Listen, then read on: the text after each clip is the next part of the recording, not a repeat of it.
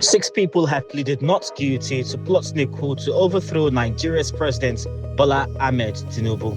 A retired Major General, a 7 police inspector, a retired Navy captain, an Islamic cleric, a civilian, and an electrician who worked inside the presidential villa itself. They appeared before the Federal High Court in Abuja, and for the first time in over 160 days of shadows, this story has moved into open courts. But here's what makes this moment bigger than a routine arraignment. There is a 7th suspect.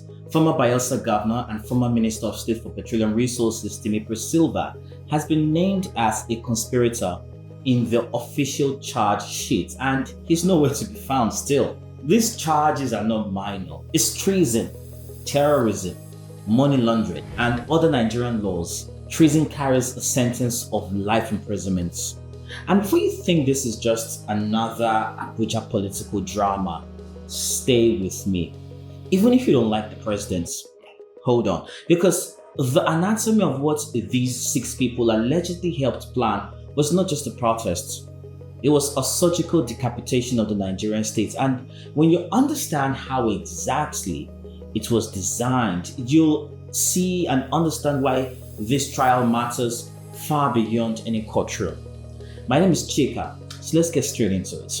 Before I map out the tactical detail, I need to warn you, because what separates this plot from every failed coup Nigeria has seen before is precisely what comes next. This is not just like the 1980s brute force coup where rogue soldiers blindly shoot their way into Abuja.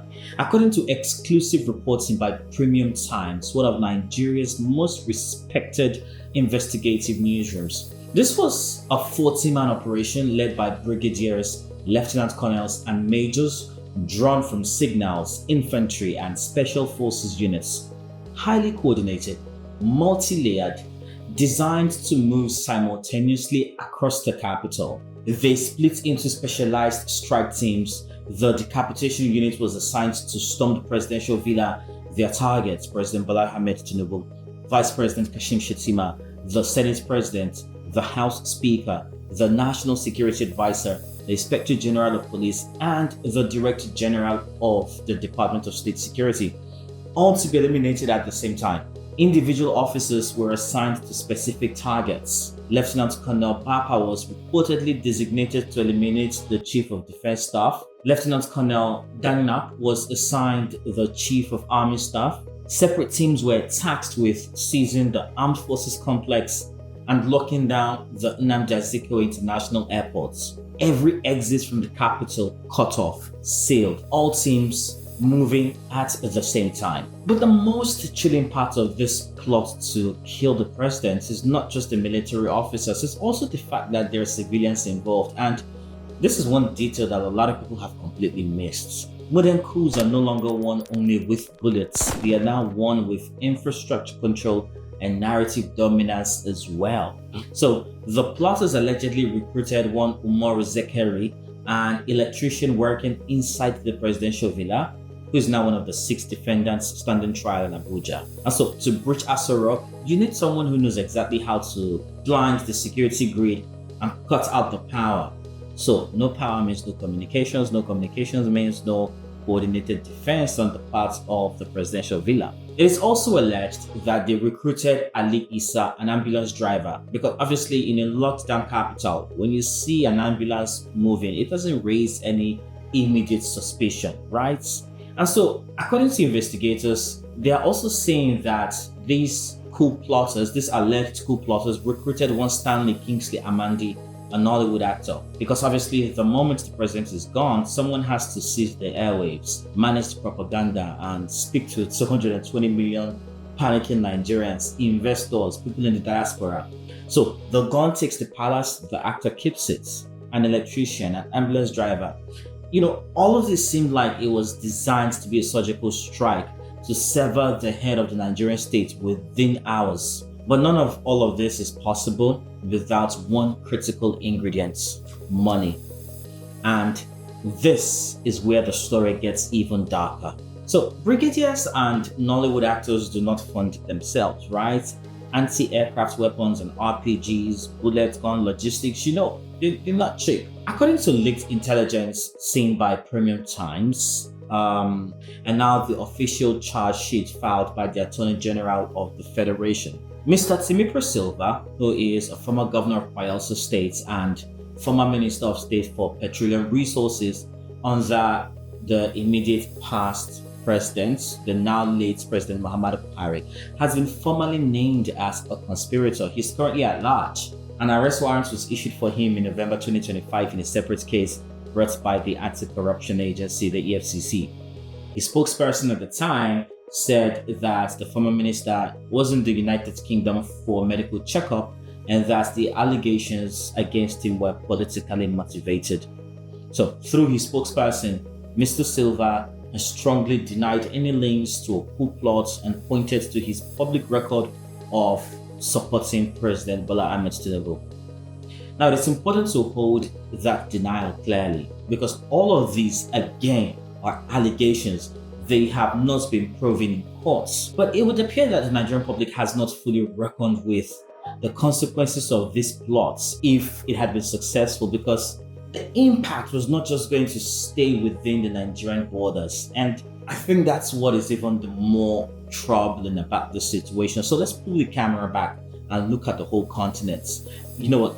Matter of fact, let's just look at West Africa, because for the last 3 years, the world has watched the Sahel fall like dominoes. Mali, Burkina Faso, Niger, Guinea, one after another, military juntas have seized power. But through all of that, the international community has consistently pointed to Nigeria as the democratic firewall of West Africa, because as long as Abuja holds, ECOWAS holds. If this decapitation strike had succeeded, that firewall burns. A military takeover in Nigeria would have undermined every democratic norm ECOWAS has tried to enforce across the region. West Africa could have become a contiguous military roadblock stretching from the Atlantic Ocean all the way to the Sahara deserts. But here's the question that should keep you up at night. If the firewall fails, who is already waiting on the other side ready to cash in on Nigeria's misfortune? Because look, in geopolitics, there is a fundamental question analysts ask when power shifts violently. Who benefits? Obviously, we cannot answer that definitively here, but we can map the possibilities, and if you ask me, they are worth sitting with. So, let's take a look at this. Obviously, with Nigeria's current insecurity, the insurgents may be the first to gain. A fractured Nigerian military pulled from the front lines to fight for the throne in Abuja, could hand ISWA, Boko Haram, the bandit cartels, kidnappers, something they have long sought: ungoverned space and time to expand unchecked. And that's going to be problematic for every one of us. Europe's position is even more complicated because publicly any Western government would condemn a coup, but many analysts keep arguing that a dictator, isolated and desperate for cash to pay for his soldiers, can prove more commercially pliable than a functioning democracy with a national assembly and a vocal civil society. So, less people to bribe and less pushback. So whether European energy interests would eventually move in that direction is speculation, but it is not without historical precedent, especially on this continent. Russia's potential calculus may be the most familiar. We've seen a version of this playbook in Mali, in Burkina Faso and Niger. A new junta, cut from Western legitimacy and facing internal threats, becomes a candidate for the kind of arrangement Moscow has been offering the Sahel mercenaries for minerals. So whether Nigeria with its scale and complexity would follow that same pattern is far from certain. But the template exists and it has worked before. The United States too, let's not forget them, would face a strategic calculation, because after being expelled from its 110 million drone base in Niger, Washington is clearly searching for new footholds in West Africa.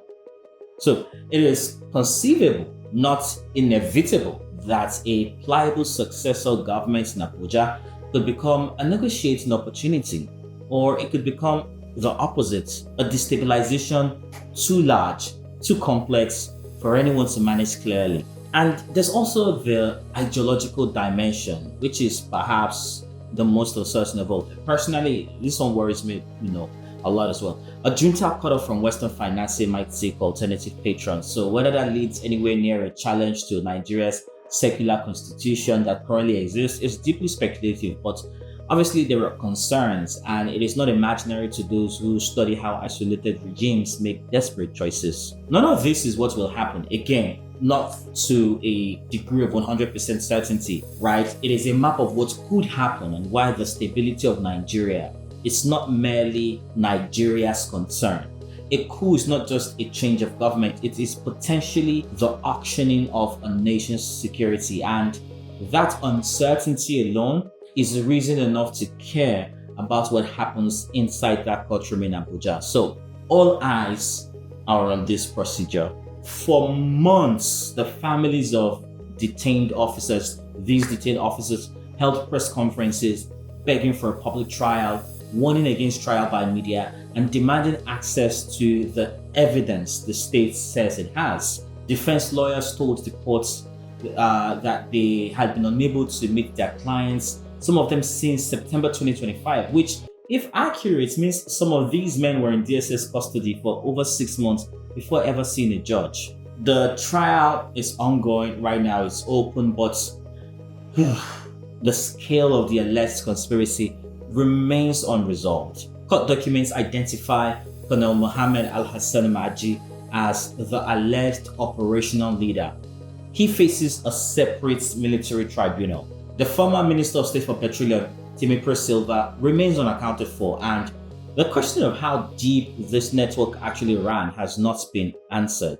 Nigeria has maintained unbroken civilian rule since 1999. This is now one of the most significant coup-related prosecutions in the country's democratic history.